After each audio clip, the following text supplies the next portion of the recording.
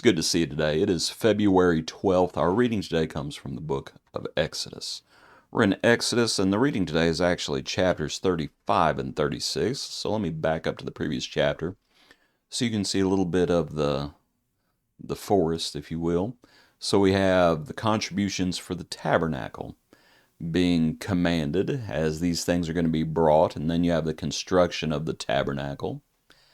Commencing chapter 36 is actually where we're going to key in on, as we have the individuals and every gifted artisan in whom the Lord had put wisdom and understanding. They received, verse 3, from Moses all the offerings which the children of Israel had brought for the work of the service of making the sanctuary. And so they continued bringing him freewill offerings every morning. Verse 35, they come to Moses and they say, the people bring much more than enough for the service of the work, which the Lord commanded us to do.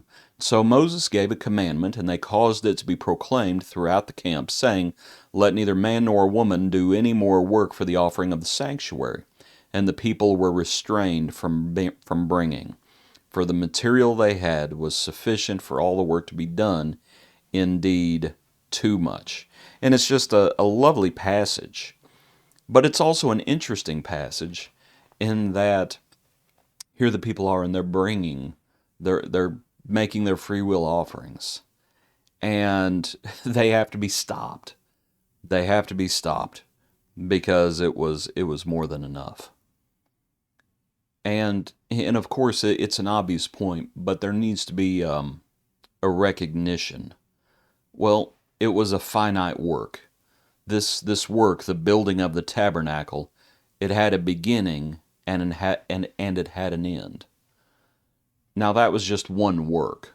That doesn't mean that all the work was going to stop, but that work was enough. And as we just think about applications for today, and we think about the building of God's house today, there is no ending. And in fact, I would suggest even back then, like I said, one work stopped, but that doesn't mean the overall work stopped. Actually, when the tabernacle is constructed, the work begins in a way, as you think about the priests being consecrated and the Mosaic law being implemented. But it was the building of the tabernacle was a finite work, but not all works are finite. Now, it speaks about being stirred as, let's see, as it speaks about, let me move it up just a little bit because I believe verse 2, everyone whose heart was stirred to come and do the work. And I was thinking about what stirs us, what stirred them to do the work.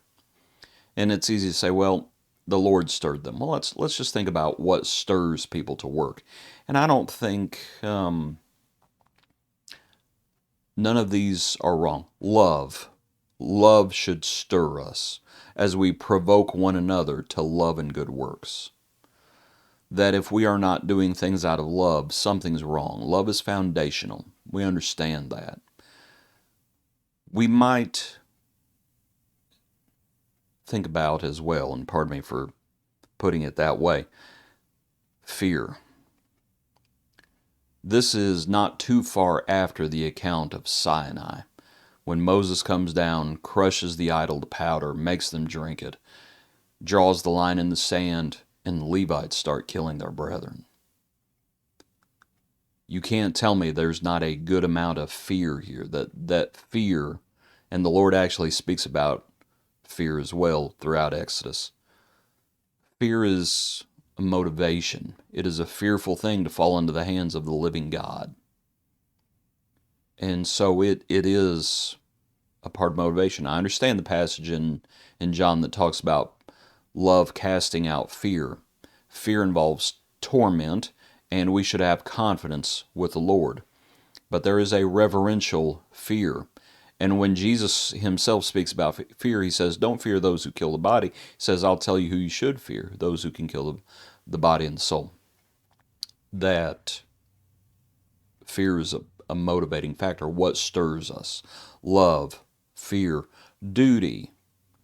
It's not wrong to think about duty, that we have a duty. The artisans had a duty. And